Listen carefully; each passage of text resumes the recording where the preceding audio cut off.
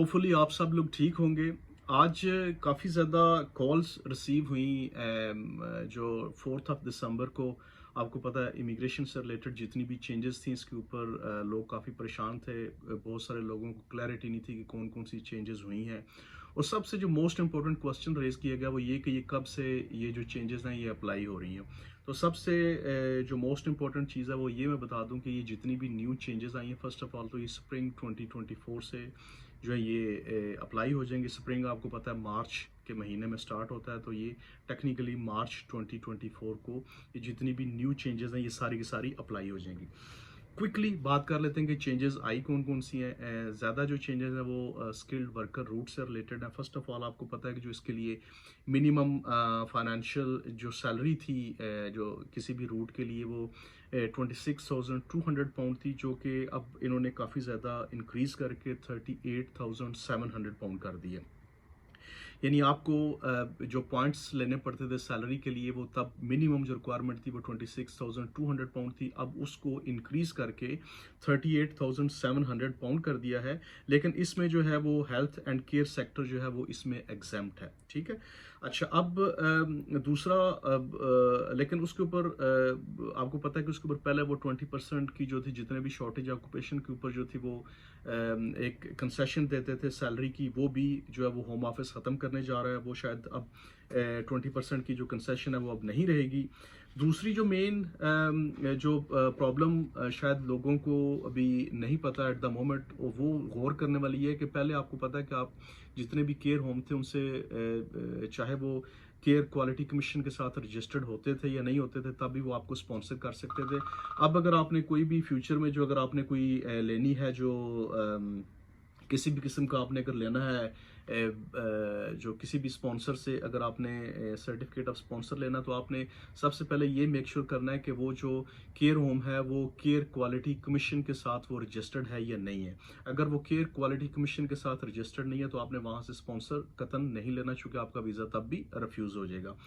दूसरी जो most important care worker जो थे पहले अपनी फैमिलीज और डिपेंडेंट्स को यूके में ला सकते थे, लेकिन अभी जो स्प्रिंग 2024 से वो अपनी फैमिलीज और बच्चों को अब नहीं ले आएंगे, नहीं ला पाएंगे और उसको जो है वो मुकम्मल तौर पर होम ऑफिस जो है वो बंद करने जा रहा है।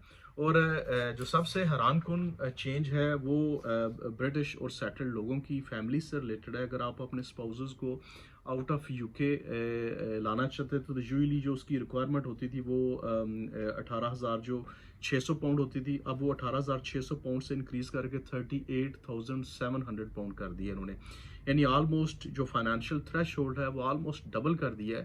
तो इसके अंदर अब ये क्लैरिटी नहीं है, क्योंकि पहले क्या होता था कि 18,600 के साथ अगर आपके कोई बच्चे थे तो वो भी साथ उनकी फर्दर जो है वो addition on top of that, जैसे अगर एक बच्चा था तो 22,400 हो जाती थी, दो बच्चे थे तो 24,600 हो जाती थी।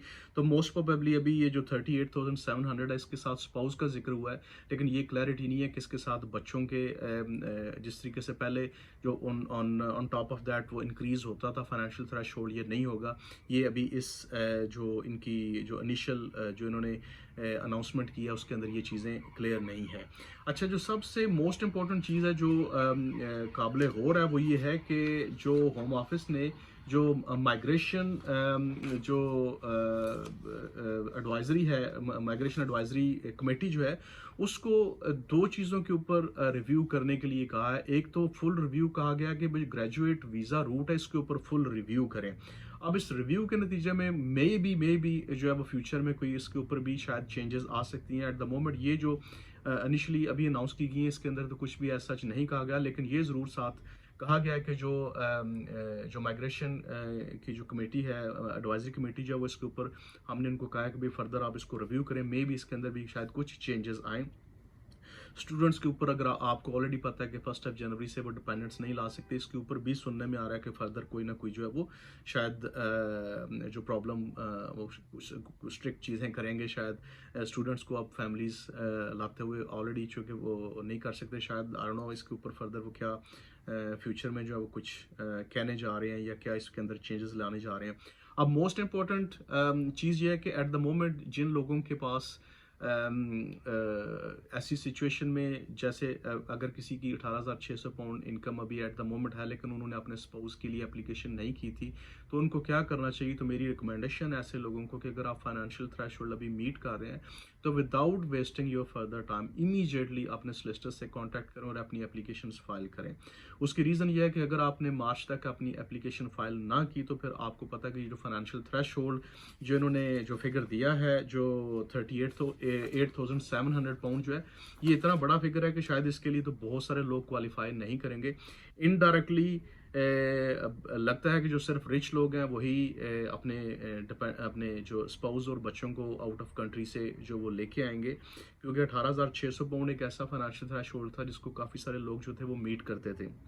लेकिन अब शायद ये मार्च के बाद जो ये काफ़ी मुश्किल हो जाएगा। इसी तरीके से वो लोग जिनके जो कि केरल रूट वीज़ा के ऊपर ऑलरेडी यूके में मौजूद हैं, उनको भी चाहिए कि इमीडिएटली अगर वो प्लान कर रहे हैं अपनी फैमिलीज़ को लाने के लिए, या उनके जो बच्चे वगैरह हैं, तो अगर वो प्लान कर रहे हैं तो उनको भी ये चाहिए कि वो वेट ना करें, बजाय इसके कि वो फर्दर वेट करते रहें कि कब ये एप्लीकेबल होंगी। चूँकि उनको चाहिए कि इस मौके का फ़ायदा उठाएँ और इमीडिएटली अपने सोलिसिटर से कॉन्टैक्ट करके तो उनकी जो एप्लीकेशंस हैं वो फाइल कर दें।